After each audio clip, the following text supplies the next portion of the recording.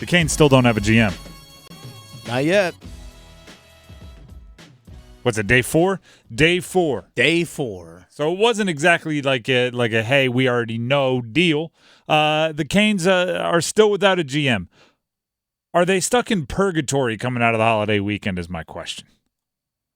I mean, I think it's fair to say, right? You get eliminated from the playoffs, everybody take the holiday weekend, right?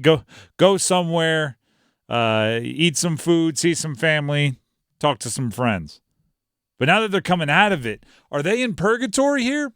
How important is it to get this GM hired? Because we're going to talk about it today. We're going to talk about it next week. We're going to talk about it until if and when a deal is done or not done. There's some decisions that need to be made involving Martin Necas. There are some decisions that need to be made involving some of the big names that are going to be free agents. There's some big names, big decisions that need to be made. Can Eric Tulsky run the show? And I'm not saying can he, is he capable? I'm saying can he, is he allowed? Does he have the authority? Yeah, should we go full elementary school teacher? Sure. I don't know, can you or may you, right? Yeah.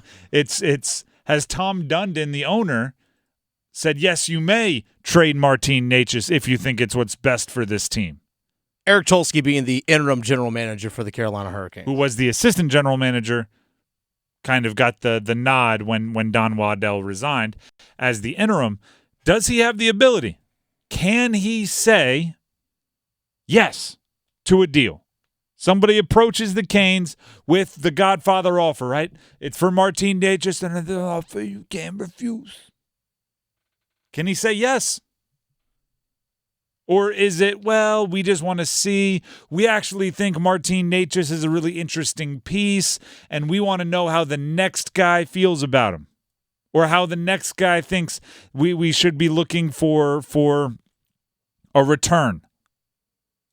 Elliot Friedman, obviously a national hockey reporter, answered that exact question on if Eric Tulsky has authority to make deals. Even though Don Waddell was the general manager and had big say there, so did Tulsky. He made a lot of decisions behind the scenes there, or at least was a very valuable person in the decision-making process. So I don't think, to me, might they wait? They might, but it's not like, Tulsky didn't play a huge role behind the scenes in making a lot of the choices they already made. So I do not believe that this will preclude Carolina from making deals if they see something they like. Also, don't forget, we're a month away from the draft. You have to be prepared to do things. And as we've seen, trade season has already started. So you have to be prepared to do things. I don't think they'll be afraid. And I think there's more teams than the Canucks, but the Canucks are definitely interested. That was obviously on Martin Necas at the end there with the Canucks. There is a big difference, and I want to emphasize this because I'm not downplaying Eric Tulsky's role in the franchise prior to him taking over as interim GM. You can have a loud voice in the room. You can be listened to. You can almost get to make decisions, but there is a difference between being listened to, being heavily involved in making decisions, and being the final person that says, yeah, let's do it, or yeah, let's not, or yes, he's the one. Yes, that we're going to pass. Whatever it is, there is a difference. And if everything's on pause, that's tough. Anyone out there in sales right now, you know the rule, right? Don't let anyone say no if they can't say yes. Right? You don't even ask somebody the question if they can't say yes. And that could put a pause on everything. Now, obviously, Rod has a big say in what players he wants, right? If who the Canes go after is going to have to fit into what he wants to do on the ice, but the roster structure has to be a reflection of a GM's wants and needs, right? Because let's say Eric Tulsky has all the say in the world when it comes to his analytics, right? Because that's what we've heard he is. He is the spreadsheet guy. He is the analytics guy. He's got a PhD in something smart from a really good school. Okay, let's say he's that guy, right? This player will increase our chances to win by 0.102%. He's the kid with the glasses from Jerry Maguire. The human head weighs 8 pounds. Let's just say he's that, and they listen to him. Certain GMs like long-term deals. Certain GMs are terrified of long-term deals and want everything to be short. Do you believe you can find wingers cheap? Right? Do you believe in paying fourth liners who might get out of a rotation in the postseason? Do you value picks a ton, or are you like the Rams and you're saying who cares about picks? All of this comes into play. If Eric Tulsky and he talks with Tom Dundon and he talks with whoever else decide it's the time to trade Martin Necas, it's more difficult, it's more complicated than just deciding we want to trade him. What are you prioritizing in a return? Young players, win now veterans, picks. What are you willing to take on money? Is someone else going to have to take on money? There's so many things. Now, or how about this? What about if the flexibility of Martin Necas, you can keep him, you can trade him, and in a trade he can represent all of these different magic beans that might turn into what you want to have? Would making a deal make it more or less attractive for the next GM? Maybe they don't want to make a deal for Martin Necas now, not because they don't trust Eric Tulsky. Maybe they trust Tulsky wholeheartedly. Maybe Tom Dundon feels like he could handle it himself and he could make a trade. But guess what? You trade Martin Necas, someone might have gone, oh man, I really like that roster when I thought I was going to get to choose what we turned Necas into. Now I don't know. You got to think of all this. And until you name a GM, it's all going to be a question. And this is we're just using the Necas example as an example. Who does Jake Gensel's agent call? Dundon directly? Yeah.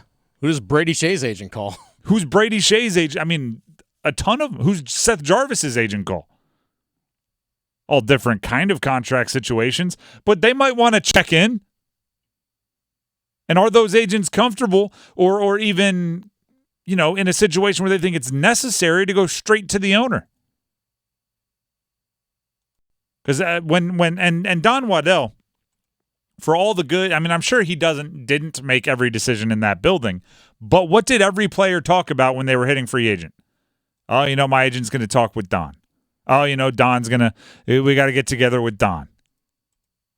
I mean, at the very least, the mouthpiece of that side of the building, right? The megaphone from that side of the building that handled a lot of that interaction. And it's one of the things he does well, right? Don Waddell, he knows everybody in hockey. He's respected by everybody in hockey. Good relationship with the agents. I'll tell you right now, the last thing an agent wants to have happen is to have somebody show up and say, well, here are the equations that tell us this is how much your client is worth. Because agents make their living in negotiations, and they're not just going to accept it and go, all right. I think the timing of it gives them a little bit of opportunity to be patient because you were eliminated in the second round, and so many of the fireworks aren't going to start up for a little bit. But I don't want my GM facing fireworks on his first day. I think it becomes more and more imperative to either knock the interim tag off of Eric Tulsky and say, it's your show, run it, or find whoever will be the permanent GM sooner rather than later. We're 4 days in.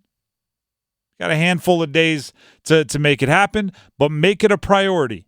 Probably already is. Make it a highly rated priority.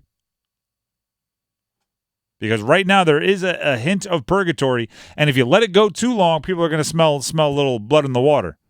They're going to start trying to take advantage of you. They're going to start, recruiting free agents against you, going, yeah, they don't even know who their guy is. You don't want that. Matter of fact, we're going to call and get Martin Necas off them for free. I don't think that'll happen, but hey, you can say whatever you want when they're not around. Well, it's also as well is that if there's a player out there that you want to make a trade for, make a deal for, and you're not able to make those calls to that team, then guess what? That player might get traded somewhere else. Like, okay, well, you know what? We want to make this move now. We're not going to wait for you. I was thinking of that for the Necas thing, going like, well, they're going to fill that slot somewhere else, and then I was like, wait a second, there's not a ton of Martin Necas available. No, there's not. There's a market for that guy. So it's not exactly like if you drag your feet, they're going to go find another Martin Necas because there's not really, 25-year-olds in his experience level just growing on trees. So they can be patient there. But there are other decisions that I do think become more of a priority, more of a like time sensitive priority.